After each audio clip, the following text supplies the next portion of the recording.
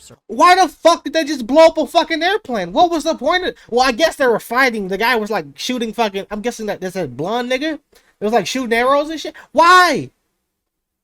Why is there two? Yo, so today we're going to be reacting to Achilles Part 2. This is supposed to be my video that I came back on after my introduction on why I was gone for so long. But yeah, I saw it in one of my recommendeds, and I was like, oh yeah, I remember that this video had a Part 2 to it. Also, when I was checking through my YouTube Studio comments and searching by React, I saw a couple comments requesting that I react to Part 2, which I haven't done yet. So that's what we're going to be doing today. I don't really remember a lot of the stuff from the first video, to be honest, but I'm pretty sure he might do like a recap, or he just might mention some stuff that just might click with me and I'll instantly understand what he's talking about. But we'll just have to see. But anyway, guys, let's just get right into it. And for the people that always watch these little intros before I like get to the video, I want to say thank you for watching that, because I've been looking at the little analytics and stuff like that, and it's mainly before it used to be like a major drop in like this little section of the video, but recently it's been like people have been watching it completely through. So yeah, to the people that do watch it fully, thank you. And let's just get right into the video. All right, so here we go. Achilles, Rider of Red Explained Part 2, Fate Apocrypha Abilities and Noble Phantasms. See, Part 2, here as promised. I would have liked to include this together with the last video, but there's a few things that I wanted to touch on more in relation to Achilles' abilities and his role in the show. So let's talk about what he can do. This first skill is more of a natural trait. Because he had inhuman speed during the Trojan War, he's widely considered the fastest servant out of all the ones in Fate Apocrypha, both with and without his chariot. He also has a skill called Affections of the Goddess, which stems from the love of his mother. It essentially makes him slightly more powerful.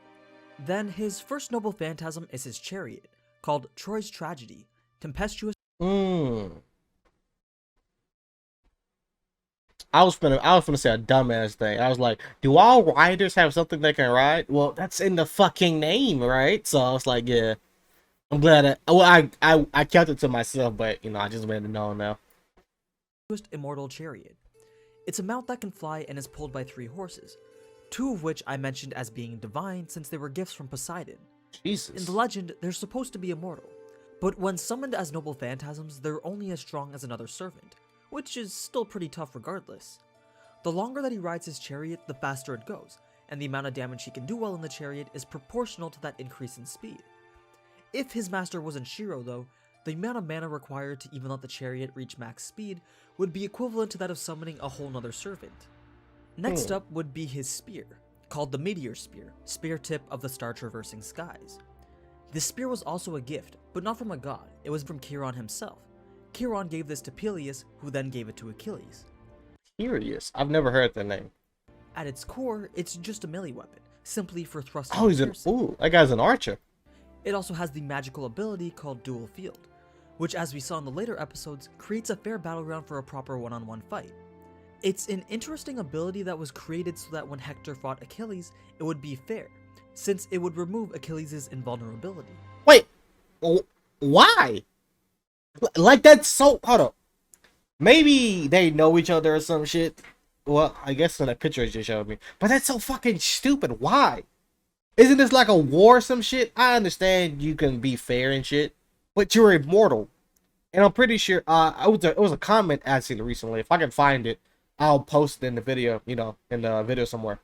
But there was a guy telling me that, just like in his name, he's only non-immortal in his heel and shit like that, right? So, oh, my phone. But I'm pretty sure he knows that, I'm guessing, the guy he's fighting and shit. But that's still stupid. You have way more of an advantage. Why would you want to fight him fair and square? I don't get that. There's no interference. Well, I know it's like a respect thing, but I still think it's stupid. Of time, outsiders, or even gods. It's sort of similar to a reality marble, because it creates a separate dimension that only disappears when a victor is determined. In order for the field to be created though, the opposing servant has to agree to the terms of the duel. Also, the field cannot be used on someone that is weaker than him or female, because those are the types of people that Achilles vowed to never fight seriously in a one-on-one. The spear also has the unique attribute to make any damage caused by it permanent, similar to that of the Lancer's spear from Fate Zero. As long as the spear exists, the wound caused by it cannot be healed. Although, in order to even activate any of these abilities, Achilles has to give up access to his chariot, which may be why we didn't see him use it often in the show. His next noble phantasm is called Heroism's Eternal Man, Amaranth of the Brave, which is his gift of immortality. This is actually stupidly overpowered. This skill allows him to be immune to all attacks from anything and everything as long as they're not divine. Basically, if you aren't related to the gods in any way, or don't have possession of a weapon created by a god, then you literally can't hurt Achilles. Both Saber's noble phantasms, absolutely useless on this guy. It doesn't matter how much power you have, you need some sort of divinity to be able to even challenge Achilles. That's pretty tough, I ain't gonna lie.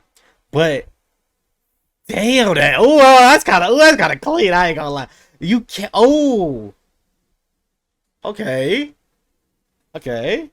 Go on. Interesting though, because it's said that it would be absolutely impossible for the Black Faction to win the war if Chiron wasn't on their team, since he's the only one that possesses any sort of divinity trait. That's probably why we rarely got to see him fight against anyone other than Chiron. From what I can remember, the only time he fought someone else was God damn. in episode 4 when he fought Berserker and Saber. But even then, he wasn't even trying because he knew that they couldn't do anything. There are two other weaknesses to this though. Wait. You said Berserker and Saber, so that, hold up. I'm gonna go back. Since he's the only one that possesses any sort of divinity trait. That's probably why we rarely got to see him fight against anyone other than So what's her Berserker? Fuck. That's a class, right? Hey, it's a class. So I know the Berserker that I like is Hercules, right? So and then Ryder. I don't. Is it right? Yeah, it's Ryder. That Ryder, he's Achilles. So what's her Berserker? I've never seen this character before. Chiron. From what I can remember, She's a hammer. That's like a unicorn horn. Well, that's probably just like some armor or some shit. the only time he fought someone else was in episode 4 when he fought Berserker and Saber. But even then, he wasn't even trying because he knew that they couldn't do anything. And is this? I'm pretty sure that's what, Chiron, the guy whose name I'm talking about. That he's the only one that he can fight and shit. Or that can hurt him. So who is? Well, Chiron. I'm guessing his name is Chiron. What famous person is named that? I don't know. I never heard before. There are two other weaknesses to this though. This invincibility doesn't apply to acts that display friendship. So, for example, when Vlad became a vampire and he attacked Ryder, his attack was not meant to kill, but instead to turn him into a fellow vampire. Therefore, Ryder's invincibility wouldn't save him from it. And then of course there's his heal, which once struck, negates the blessing and makes Achilles susceptible to regular attacks. Alright, don't worry, we're getting close to the noble phantasm that I'm sure you're all here for. But he still has one more before that, and it's called Runner Comet form. It's the embodiment of his speed. Once Achilles dismounts from his chariot, Runner Comet takes effect, and he becomes the fastest person on the battlefield. It's considered to just be instantaneous movement. He might as well just be teleporting. But just like all noble phantasms, it isn't perfect. It requires him to have his heel exposed. But honestly, that doesn't even really matter because no other servant can even keep up with that speed. And finally, here we are, the Achilles Cosmos, the miniature world enclosed by the azure sky. The big ass fucking names. Shield of Achilles made by the god of blacksmiths himself, Hephaestus. This is a unique bounded field type noble phantasm that goes beyond simply making a piece of land through magic. This shield summons an entire world, the world that Achilles lived and grew up in. If you find yourself up against this shield, then congratulations, you've made Achilles go all out. But then again, Trojan War. You've also probably already lost, because the Colosseum. You basically got to destroy the world. So oh no, Achilles versus Hector, but that's the Colosseum. That's the Colosseum. Unless you've got an anti-world noble phantasm hidden somewhere, then there's Pantasia. Pantasia. no way that you're getting out of this barrier. And it's an absolute damn shame that the person that uses this ridiculous noble phantasm is Astolfo. Achilles is the only one who's capable of using this shield for offense, but it's quite easy to use on defense. And normally, noble phantasms can only be used by the servant that possesses it. But if a noble phantasm requires little skill and power to invoke its true name, then it can be temporarily given to another willing servant. For Astolfo and Achilles though, their legends also played a role in allowing for this transaction to occur. It helped that Achilles was known for giving his powers to others, and that Astolfo was known for receiving them, since a lot of his noble phantasms were inherited. It's another one of those things where their lore ties into the role of the show. But yeah, that's how the shield was able to stop Karna's nuke. Vasavi Shakti is only an anti-army and anti-divinity noble phantasm, so it's not— Oh my god. Oh, bro. I am so glad that we see him. Cause I have some I'll tell you at the end of the video at the same time. quite enough to defeat the Achilles Cosmos. Yeah, we got something to talk about this guy. The more that you read up on the red faction, the more you realize how absolutely stacked they are in comparison to the black faction. Just have one of the other servants take care of Kiron, and then bam, you have an invincible demigod on your team that takes no damage. It's just so much missed potential for so— So that was Kiron. Okay, when you have the servants. There's a comment from yesterday's video that I really liked from Jury Doll, and he said this guy was so OP that the Riot didn't know what to do with him. that Achilles was so OP Yeah, that the feels Riot like didn't it. even know what to do with him. And honestly, I think that sums up pretty well how I feel about it. Although I will give the writers credit for finding servants whose legends mesh so well with other servants' Oh my legends. god. That's one of the things that I love about the Fate series, the way that the real Was there any people on that shit? world legends mold and affect the outcomes of everything else. Anyway, other than those noble phantasms, Achilles also has battle continuation, which allows him to fight for an extended period of— No. Wait, hold up. that sums up pretty well how I feel about it. Although I will give the writers credit for finding servants whose legends mesh so well with other servants. Why the fuck did they just blow up a fucking airplane? What was the point of— Well, I guess they were fighting. The guy was like shooting fucking— I'm guessing that there's a blonde nigga. It was like shooting arrows and shit. Why? Why is there two? Servants' legends. That makes no fucking That's one of the sense. things that I love about the Fate series, the way that the real world legends mold and affect the outcomes of everything else. I hate how they're just breezing past that. Anyway, other than those noble phantasms, Achilles also has battle continuation, which allows him to fight for an extended period of time after his weak point has been hit. Oh, Obviously, paying homage to how he still fought off Trojan soldiers after getting his heel shot by Paris. Then he has a bravery skill which prevents mental interference attacks, probably similar to Shakespeare's. And that's pretty much Achilles. Super fast, super skilled, invincible, and if all those fail, he'll just throw a planet at your face and see how you handle that. planet. So thanks for coming back for part 2, and don't forget to vote in the community poll to choose which servant I cover in the next episode.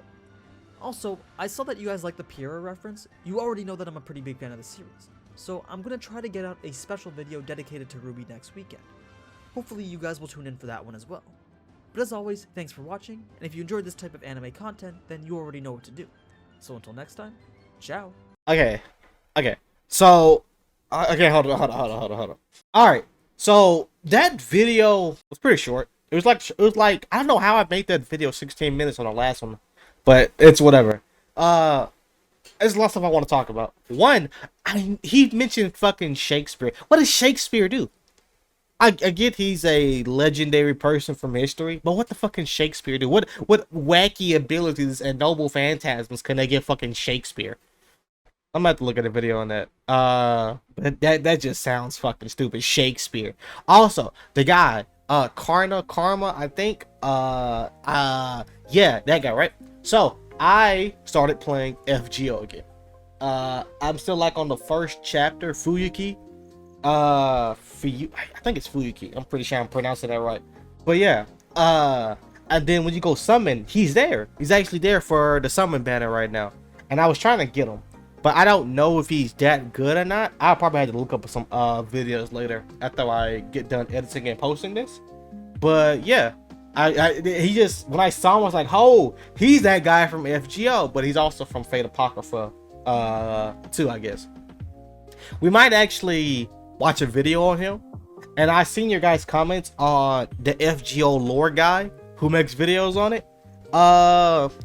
I'm still gonna try to play it and learn the lore myself, but if I do get bored and drop the game one day, because I still have a lot of stuff that I'm trying to play, but if I do get bored, you know I'm most likely gonna go to him and watch stuff. And I know some of you guys want to see the stuff too, because that FGO trailer stuff, it got a lot of good views on it. So I want to say thank you for running it up as well. I didn't know how well it was going to do, but yeah, it did well. It did well in my expectations, but I didn't know how. I don't know. Okay. I knew it was going to do well, but not that good, basically. That's what I'm trying to say. I don't know why it was that hard to say. But yeah, I knew it was going to do good, but not that good. So yeah, appreciate the views on that, and I appreciate you guys with the comments and stuff like that, and saying that you guys enjoyed it and you can't wait for the next reaction. And even the guy who recommended the video to me, he came back and was like, yeah, man, I think I forgot what his comment was exactly, but he commented on the video. So like he's a subscriber, I think. So hey man, I fuck with you. Thank you for coming back to the video. Even though I ain't posting a long ass time, but you were still here waiting on the video to get posted. So yeah, man, thank you if you're still here. But yeah. Anyways, what I have planned for tomorrow, cause yes, I promise on time. What's today's Wednesday? Today's Wednesday. It's like early Wednesday today. So no, maybe today I might post one today because I kind of fucked it up. We're supposed to come out Tuesday, but then I posted early morning Wednesday. So yeah, I might post it today, Wednesday, and I'll have something planned for Thursday as well. But if I don't post Wednesday, I'll most definitely posting Thursday. What it is, it's gonna be something FGO, not FGO. It's gonna be something Fate related. But I have another post planned for Friday. It's gonna be non-anime related. So I hope you guys can go show some love on that video as well. I'm trying to get my non-anime videos up to the same amount of views that my anime videos get. But yeah, that's enough rambling. Hope you guys did enjoy today's video. As usual, if you got any answers to the questions that I had in the video, go ahead and leave them in the description below, the comment section down below, and I'll read them and try to interact with you guys whenever y'all start flooding in. But anyway, guys,